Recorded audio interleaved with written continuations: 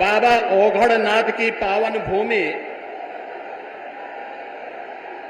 मेरठ में देश के प्रथम स्वातंत्र समर 1857 के अमर सेनानी कोतवाल धन सिंह गुर्जर की शहादत की इस पावन धरा पर मैं आप मेरठ, मुजफ्फरनगर, बिजनौर, बागपत और हापुड़ से आए हुए आप सभी नागरिक बंधुओं की ओर से, प्रदेशवासियों की ओर से देश के यशस्वी प्रधानमंत्री और दुनिया के सबसे लोकप्रिय राजनेता आदरणीय श्री नरेंद्र मोदी जी का हृदय से अभिनंदन करता हूं, स्वागत करता हूं। बहन और भाइयों, मैं आभारी हूं और उत्तर प्रदेश आभारी है आदरणीय प्रधानमंत्री जी का, जिन्होंने 2014 के बाद देश की तस्वीर और तकदीर को बदल करके हम सबको, वर्तमान और भावी पीढ़ी को एक नए भारत का दर्शन कराया है और हम सब आभारी भी हैं। कल ही किसानों के मसीहा पूर्व प्रधानमंत्री परम श्रद्धेय चौधरी चरण सिंह जी को भारत रत्न का सम्मान देकर के आपने किसानों का जो सम्मान किया है, पूरा उत्तर प्रदेश और देश का अन्नदाता किसान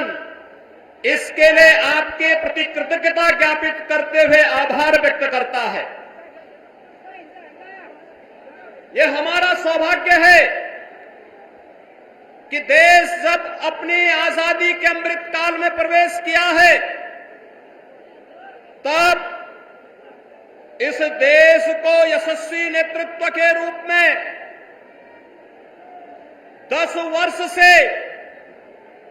मोदी जी का करिश्माई नेतृत्व प्राप्त हुआ है।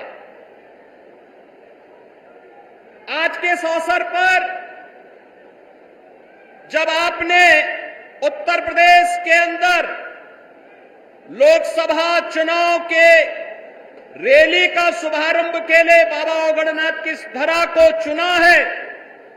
मैं इसके लिए उत्तर प्रदेश की जनता की ओर से आपका हृदय से अभिनंदन करता हूं, स्वागत करता हूं। मंच पर उपस्थित हरियाणा के माननीय मुख्यमंत्री श्री नायब सिंह सैनी जी, केंद्रीय मंत्री और मुजफ्फरनगर से भारतीय जनता पार्टी के प्रत्याशी श्री संजीव बालियान जी, अपना दल एस के राष्ट्रीय अध्यक्ष और केंद्रीय मंत्री श्रीमती अनुप्रिया पटेल जी, भारतीय जनता पार्टी के प्रदेश के अध्यक्ष चौधरी भूपेंद्र सिंह जी, राष्ट्रीय लोकदल के अध्यक्ष जयंत चौधरी जी, उत्तर प्रदेश सरकार के मंत्री और निषाद पार्टी के अध्यक्ष श्री संजय निषाद जी, अध्यक्ष सुहेलदेव राजभर पार्टी और प्रदेश सरकार के मंत्री श्री ओम प्रकाश राजभर जी, भारतीय जनता पार्टी के राष्ट्रीय उपाध्यक्ष श्री लक्ष्मीकांत वाजपेयी जी, माननीय सांसद मेरठ श्री राजेंद्र अग्रवाल जी, मेरठ से एनडीए भारतीय जनता पार्टी के प्रत्याशी श्री अरुण गोविल जी, कैराना से भारतीय जनता पार्टी के प्रत्याशी श्री प्रदीप चौधरी जी,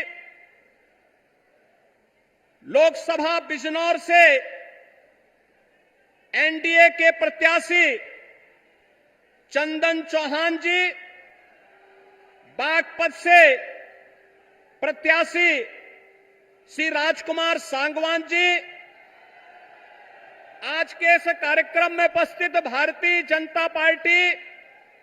एनडीए के सभी हमारे वरिष्ठ नेतागण और भारी संख्या में इस चुनावी सभा का शुभारंभ के अवसर पर आदरणीय प्रधानमंत्री जी के संदेश को जन जन तक पहुंचाने और एक एक मत को भारतीय जनता पार्टी और सहयोगी दलों के प्रत्याशियों को उपलब्ध करवाने के लिए उपस्थित सभी बहनों और भाइयों, यह हमारा सौभाग्य है कि मेरठ की इस क्रांति धरा को आदरणीय प्रधानमंत्री जी ने चुनाव प्रचार अभियान के शुभारंभ के लिए चुना है। हम सब जानते हैं कि पिछले 10 वर्ष में जैसे देश के अंदर उन्होंने एक नए भारत का दर्शन कराया है, उत्तर प्रदेश के विकास में जो तत्व बाधक थे उन बाधाओं को दूर करा करके उत्तर प्रदेश को नेतृत्व और मार्गदर्शन दे करके आज नए भारत के नए उत्तर प्रदेश को हम सबके सामने प्रस्तुत किया है। और मेरठ इसके लिए आभारी है आदरणीय प्रधानमंत्री जी का। मेरठ में विकास की इतनी सारी सौगातें दी हैं, 12 लेन का हाईवे और एक्सप्रेस हाईवे हो या रैपिड रेल, स्पोर्ट्स यूनिवर्सिटी हो या ओडीओपी के माध्यम से यहां के उत्पाद को वैश्विक मान्यता प्रदान करने का कार्य हो, यहां की कनेक्टिविटी को, चाहे वह रोड की कनेक्टिविटी हो, चाहे वह रेल की हो, चाहे वह एयर कनेक्टिविटी का हो, इन सबको एक नए आयाम की ओर जहां आप ले जाने का काम किए हैं, वहीं साथ ही साथ इस क्षेत्र में आपके मार्गदर्शन में अन्नदाता किसानों के लिए भी जो भूतपूर्व कार्य हुआ है, मात्र 7 वर्ष में उत्तर प्रदेश के गन्ना किसानों को 2.5 लाख करोड़ रुपए से अधिक की धनराशि उनके खातों में देने का काम भी भारतीय जनता पार्टी की सरकार के समय हो पाया है। मोहद्दीनपुर की चीनी मिल का पुनरुद्धार का कार्य हुआ है। सरदेव चौधरी चरण सिंह जी कर्म भूमि छपरौली की चीनी मिल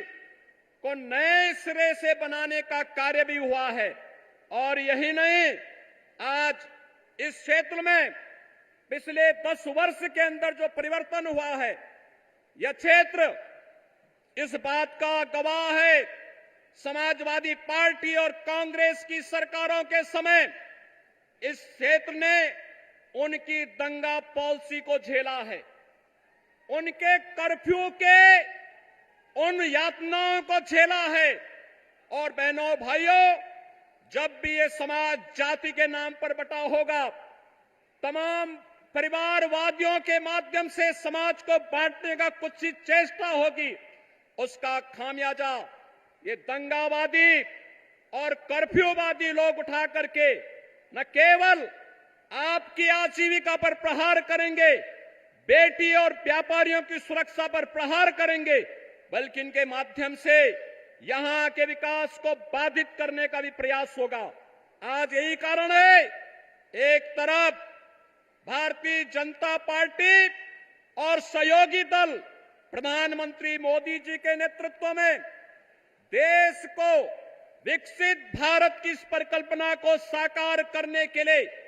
पूरी मुस्तैदी और मजबूती के साथ कार्य कर रही है, तो दूसरी तरफ वे विभाजनकारी ताकतें परिवारवाद और जातिवाद के आधार पर सामाजिक ताने बाने को छिन्न भिन्न करने का कार्य भी कर रही हैं। ये चुनाव मात्र चुनाव नहीं है, ये चुनाव उन लोगों को फिर से सही जगह दिखाने का समय है जिन लोगों ने सामाजिक ताने बाने को छिन्न भिन्न करने का कार्य किया है। ये चुनाव फैमिली फर्स्ट बनाम नेशन फर्स्ट के बीच में है। माफिया राज बनाम कानून के राज के बीच का है। भ्रष्टाचार बनाम जीरो टॉलरेंस के बीच का है। तुष्टीकरण बनाम सबका साथ सबके विकास के बीच का है। स्वार्थ के परिवार बनाम मोदी के परिवार के बीच का है। जातिवाद बनाम गरीब कल्याण के बीच का है। एक तरफ विकास को लेकर के चलने वाली सरकार और दूसरी तरफ षड्यंत्र